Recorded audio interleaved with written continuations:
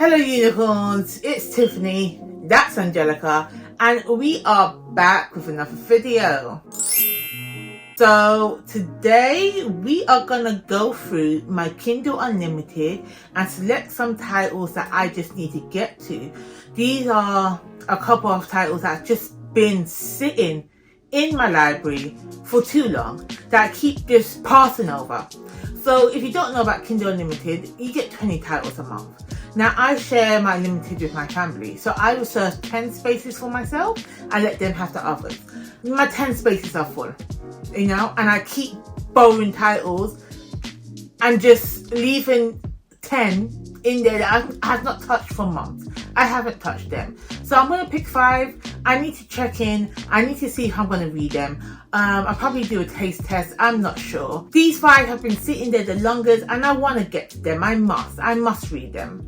So let's just get right into it. So the first book we have is Sirens or Siren's Call by Jessica Cage. And this is book 1 in the Siren series. So I don't really know all the details of this book. I just know that there are mermaids. Black mermaids. I mean, I'm interested. Let me see what this book's about. So let me just go back, refresh my mind to see what's going on. So it says, after being snatched from the street and drugged, Serenade wakes to find herself strapped to a bed with a predator in the next room. In a moment where she might have shut down and accepted her fate, a defense mechanism she isn't aware she possessed surfaces. Serenade struggles to understand the turn that her life has taken. What are these new powers and who can she turn to for guidance? Okay, so a little bit, I'm thinking dark romance, I'm not sure, but a highlight key takeaway from this book is that it is about mermaids. So we have a merfolk. And not just any mermaids, we got black mermaids. So yeah, I am still interested. I may still pick this up. The next book I have on my list is Demon's Dreams by L. Kaysen. This is an urban romance. Now, I see this cover everywhere. I see it in people's favourite books. It is, I think, over 700 words. And I'm like, why does a romance need to be that long? Why does the romance need to be 700 words like it's an epic fantasy? Is it like a bind up of like 3 books in one? Is it telling 4 stories? I don't know. But it's on my list. I heard good things about it. People are saying it's a great read. It's got good characters. So let me just tell you what it's about. So it's an urban romance. It follows, I think, 2 different families. One of them is powerful, the other one is not so much. And the not so much powerful family has to pay a debt to the powerful one. So instead of the dad paying money, giving something away, he gives the powerful man his daughter. And his daughter is now on loan to them for 30 days. That's the gist of it. That's what I got. So I don't know. I don't actually know if it's forced, and I hope it's not. I hope it's not that. I mean, he gives the daughter away to settle debt. Now, that is forced. I don't know if she wants to go with it or if she was a willing participant, if she agreed to it. And I hope that she did agree to it. Because if I find out that the dad just gave her away and now she's forced like sex trafficking, if this is a sex trafficking situation, I'm not going to read this book. I don't want to read that. There's no way to romanticize the fact that you've given your daughter away to somebody just to settle a debt and she hasn't agreed to do that. There's no way to romanticize that. So I won't read that. But because I've heard so many people say that this book is great, hopefully my assumptions are wrong and I'm going to give it a try. I want to try it out and I will let you know. I will let you know if I read it and I will let you know if I enjoyed it. The next book we have on the list is literally, I'm just reading this because of the author. Because I need to support my young queens out there. I need to support the next generation of authors coming into the world. So this book is called Chronicles of the Timekeepers Whisk Away by I do apologize, my young queen. I cannot pronounce this name. I cannot, and I don't want to butcher it.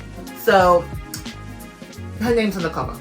But she is 10 years old and she published her first book at 10 years old.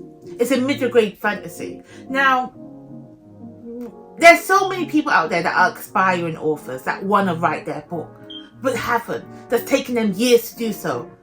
I know I couldn't write no book at 10, let alone publish a book. Hell, I'm a big old in my 30s and I still ain't written a book yet. So I'm gonna read this book. It might not be for me. It might not, because it's a middle grade fantasy and I already know that I am not a target audience for this book.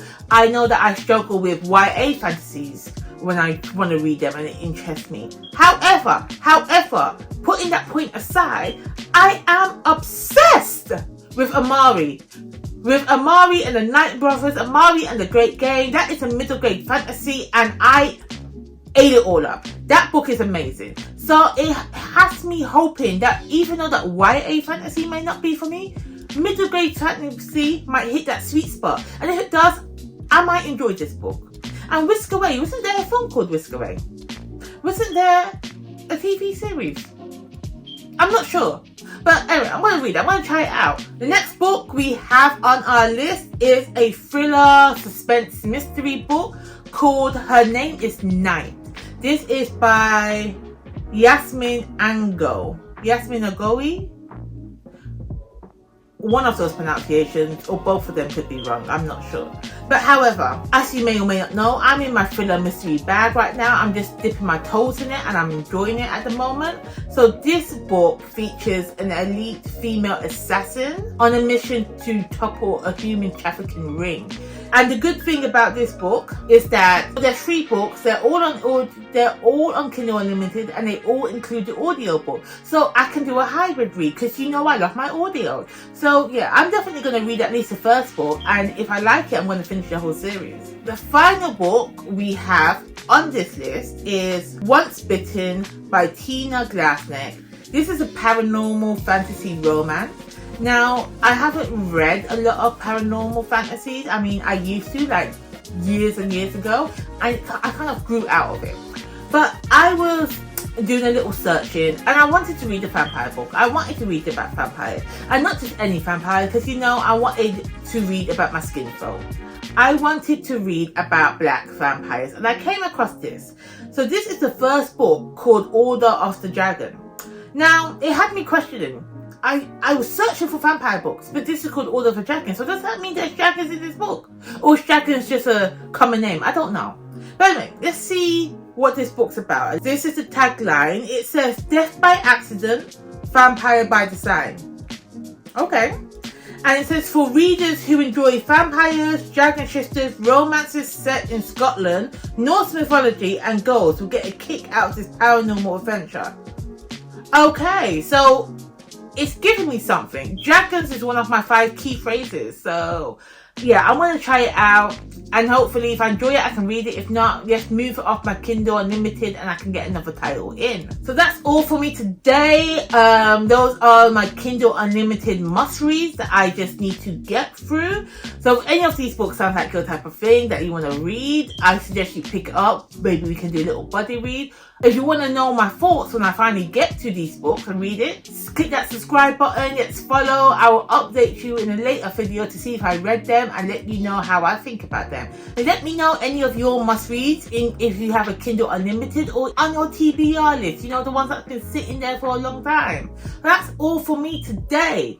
Thank you so much for tuning in, and I'll be back with another one soon.